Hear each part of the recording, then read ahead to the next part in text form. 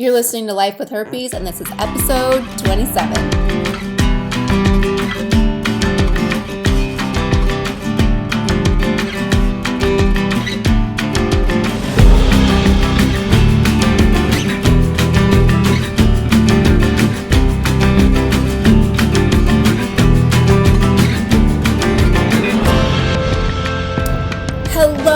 Hello, and welcome to today's episode on Life with Herpes. I am your host or hostess, I don't know, however you want to say it, but I am your host, Alexandra Harbushka, and as always, I am ecstatic to be here with you. Before I get going, something that just popped in my mind, and as I was doing this, have you subscribed to the Life with Herpes show? If you have not subscribed to it, like if you're listening to it on my website, lifewithherpes.com, then chances are you haven't subscribed in iTunes or in YouTube. So if you have not, go on ahead over and subscribe. You can rate and review it. That helps organically promote the show, which is great. It'll help other people that are in our situation, that have herpes, that are in that phase of like, OMG, what do I do? How do I get information? How do I get connected? So that's a way that you can help promote the show and spread the good word to other people just by subscribing, leaving a review, and marking it hopefully a 5-star. I think it's a 5-star, but however you want to mark it would be great. Okay, so that just popped in my mind. Thank you for subscribing. For those of you that are subscribers, I love you, and well, I love everybody that is listening, but thank you. I truly appreciate it, and it means the world to me to see you, to like see all the downloads. It just truly means a lot to me. So thank you. Also, did you just find out you have herpes? If so, giving you a virtual hug, and so are the other people here in the community. But if you just found out, I put together the crisis toolkit. It is the Life with Herpes crisis toolkit. It is something I wish I would have known in 2011 when I was diagnosed with herpes. I have put my heart and soul into it, and it is basically being handheld your first week of finding out you have herpes. There is a meditation, there are everything, the 101, what you don't need to know, how to have those difficult conversations with future lovers, with friends and family, things like that. So it is available for you. Go on, head over to lifewithherpes.com. It is the crisis toolkit. It is on the very top. It says click here to learn more. Click there to learn more and learn more. All right. So today I want to talk about tall, dark, and handsome has nothing to do with herpes. And if you are a guy looking at a girl, beautiful, big boobs, nice ass, whatever your thing is, tall, dark, and handsome is what we say, but beautiful, gorgeous, stunning, with the perfect body has nothing to do with herpes. And what I mean by that is I had this preconceived notion, and I bear with me, I'm going to be very blunt, but I had the preconceived notion that if you had herpes, you were a slut, you were a slimy, like a used car salesman. No offense if you're a used car salesman, I don't mean to, but that stigma that goes with it, just kind of slimy, kind of, you look at them and you're like, something's up. Like, I was at the gas station today, and there was a guy like hitting on me at the gas station, and he just had this vibe about him that like, there's nothing good that comes along with you, right? And that is the idea of the person I believed had herpes. Like another example of someone that you would think, just in my mind, and again, I am sorry if I offend anybody, but I'm trying to just get everything out there, and the person I thought that had herpes would be like, the people you see at the line at the DMV, or you go to like a carnival, and the people that work the carnival, the carnies, there are some weird people, and again, if you work at a carny or you work at the DMV, or I am not saying you're weird. I'm just saying in general, the stereotype that goes with it. I actually worked at a carnival once. I worked at the carnival in Tucson. So I am throwing myself underneath the bus. But just some weird people out there, right? That is who I thought had herpes. I thought people that had herpes were uneducated. I thought that they were lower class, meaning socioeconomic status was in the lower income range. I thought that they ate potato chips and sat on the sofa. I thought that they were probably, if they were, what, so put lower, yeah, and this is like hard for me to admit because I mean, I don't want these things out there, but I'm trying to get my point across, right? I want you guys to think that this is what I really thought, that people who had herpes. What else? A minority, someone that is a minority, that would get herpes, and again, somebody that was really promiscuous. I never thought someone that was tall, dark, and handsome would have herpes because that didn't fit my Cinderella picture. Again, society raises us to feel that, look at Cinderella, look at Disney movies, look at Pretty Woman, the movie with Julia Roberts and Richard Gere. Look at all that, and tall, dark, and handsome, those men don't have herpes. Or Julia Roberts, who was a beautiful prostitute, didn't have herpes, right? And that was one of my aha moments, or my digestion moments, when I say digestion, my grievance, like grieving the fact that I had herpes, feeling the fact that I had herpes, understanding the fact that I had herpes, was holy shit,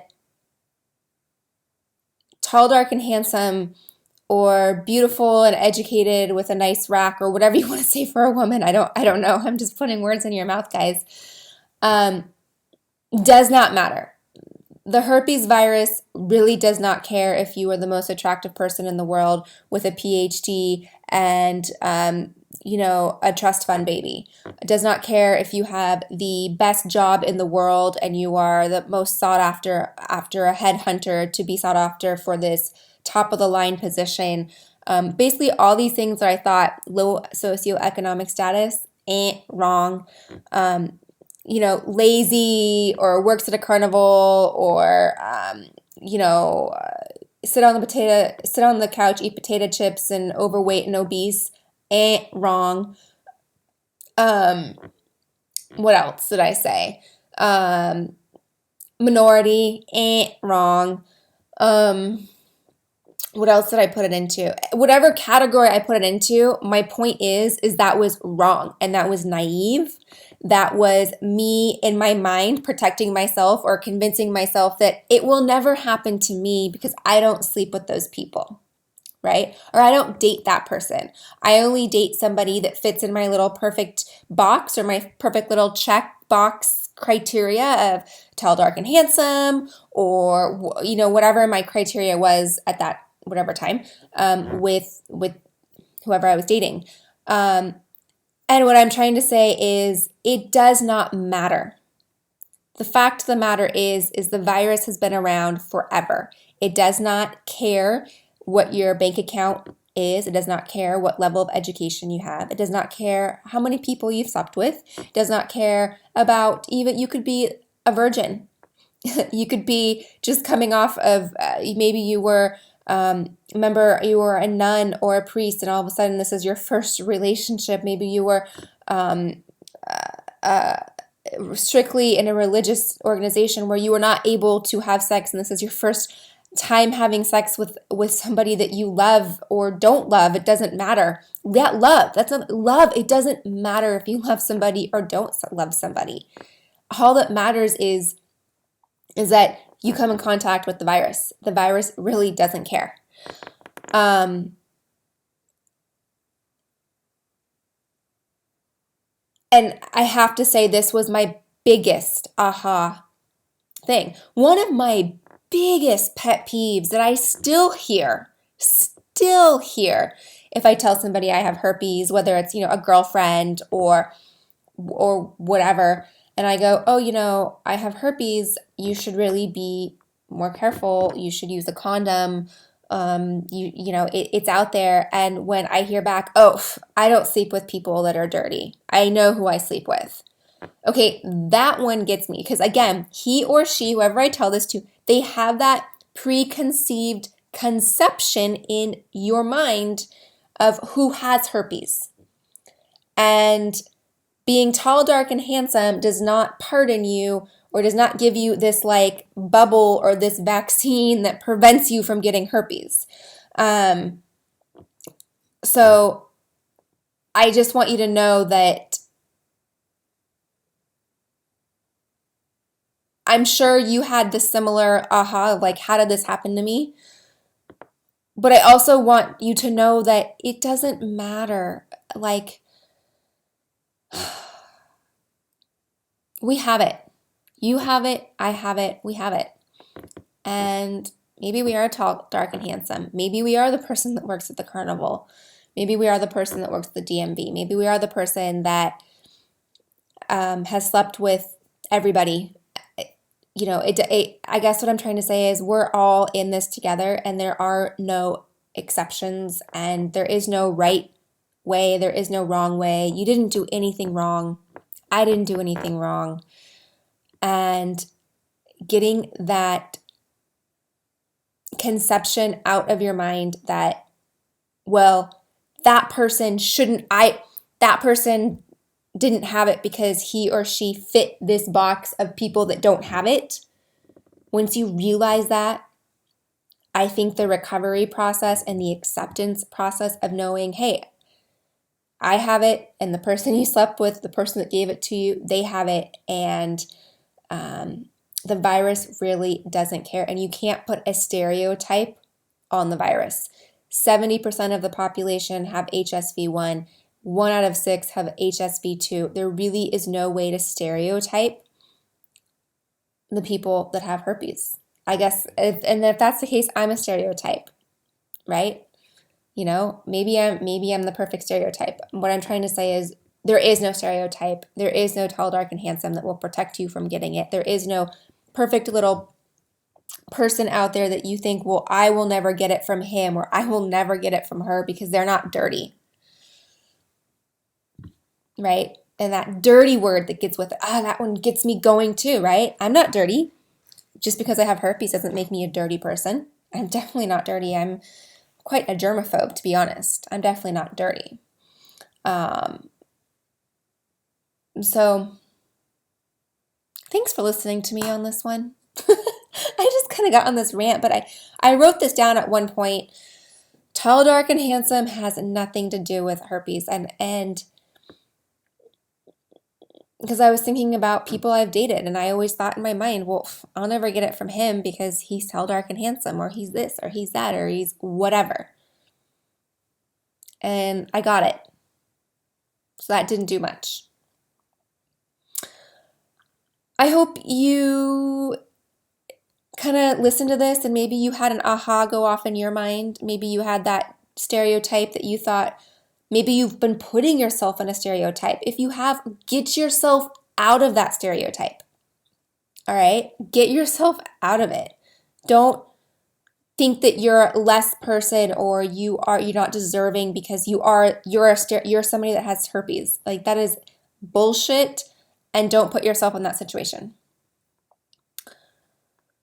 I think I've kind of hit the nail on the head with this one. I don't think I have anything else to say about it, other than I'd love to hear what you think about what I've had to say. Join the Facebook group and join our free community. Go to lifewithherpes.com, and it's free. Like I said, you'll sign up, you'll get a username, email.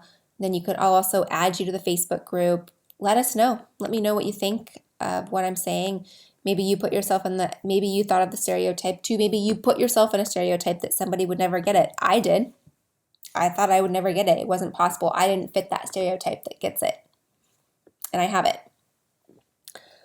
Yeah, I'd love to hear. All right. Have an awesome rest of your day. Thanks for tuning in. Thanks for joining the community. Thank you for subscribing, rating, and reviewing. Thank you for just being you. Thank you for sharing this with your friends, family, and I am always thinking about you. So if there's a specific topic you want to hear, email me. I will add it. All right. Have a great day. I will see you all soon in the next episode. And thanks for tuning in. Bye.